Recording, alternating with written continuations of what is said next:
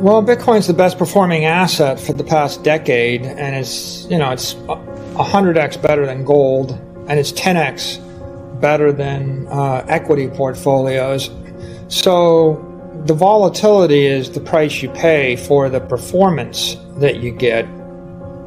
And oftentimes the best investment idea isn't the most comfortable investment idea. I think if I told you there's 100% certainty you're going to lose 7% of your money over the course of a year, you might think, well, I have a decade before I lose half of my money.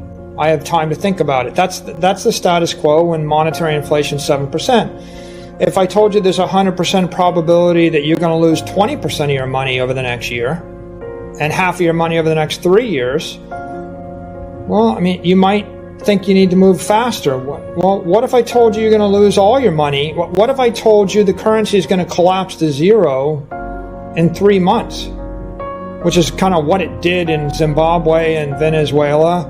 Or what if I told you we're going to have 95% inflation? I think the unofficial inflation rate in Argentina is like 85% this year. What if I told you we're going to have hyperinflation? Everything will be twice as expensive next year.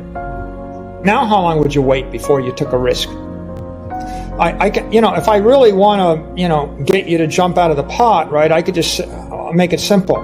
Next Tuesday, I'm seizing all your money, or you can spend it between now and next Tuesday, right? That really, what is the word? Focuses one, right?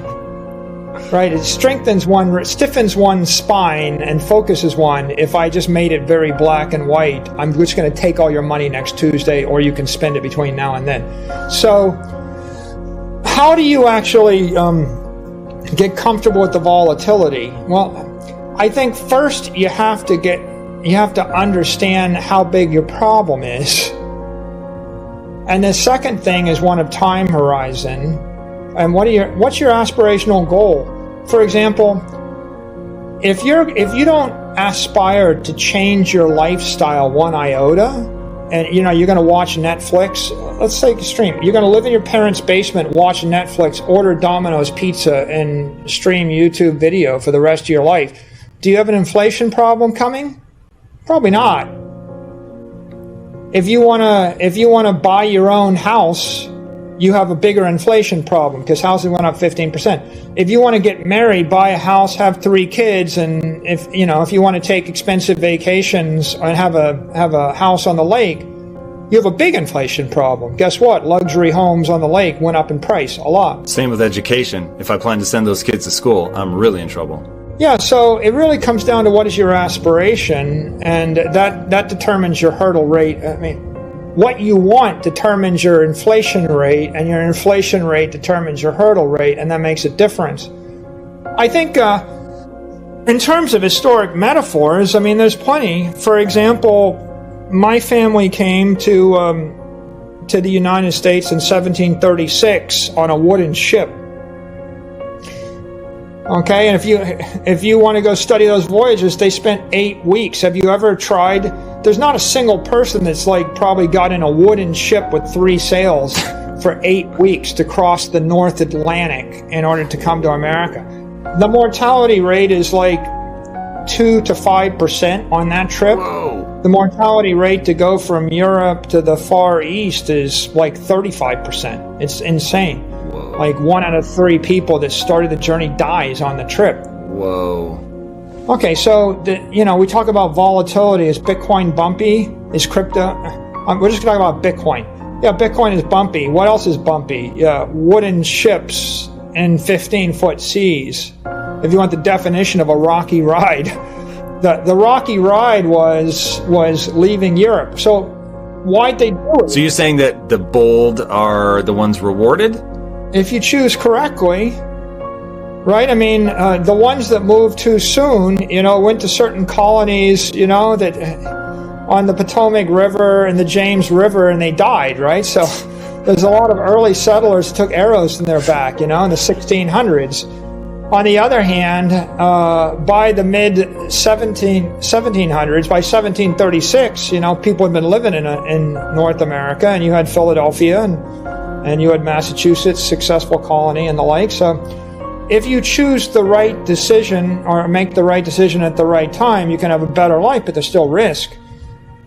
Right? So why'd the people come from Europe? They came for property rights and civil rights. Right? They either couldn't exercise their religion or there was no hope for them. All the property was owned by someone else. And property rights matter. A lot of people don't realize this. They think that property rights are a nice to have.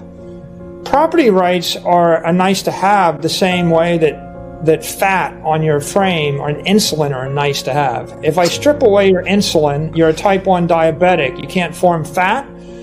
If you can't form fat, you can eat all day long and you're going to starve to death.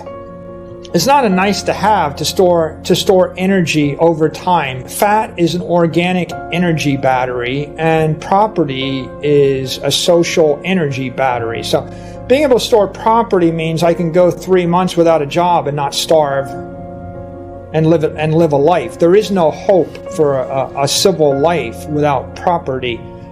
So, people went from Europe to the U.S. for property. When they got to the East Coast, they went west.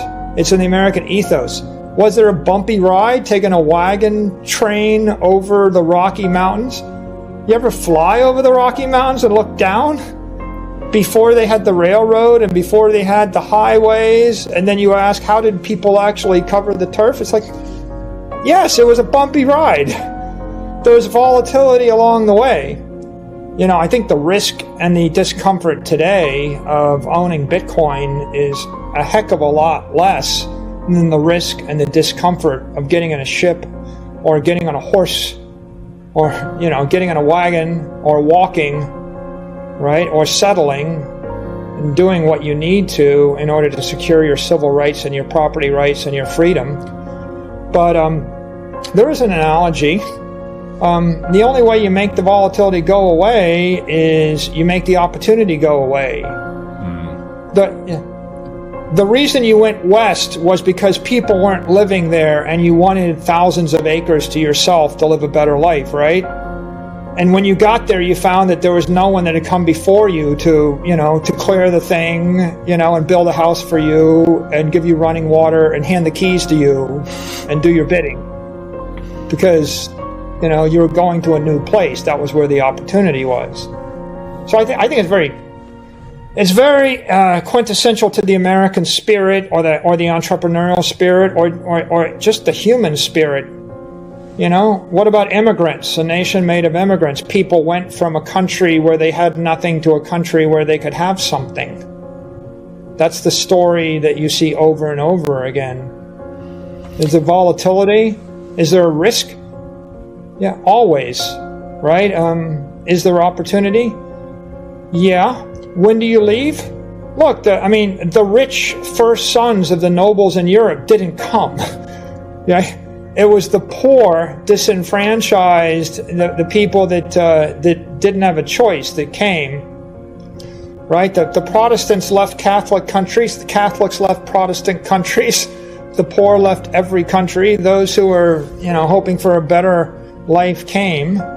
And if you're sitting wealthy with lots and lots of stuff and a comfortable lifestyle and a comfortable portfolio, you might not see the same impetus, right? You wouldn't have the same inspiration to do something.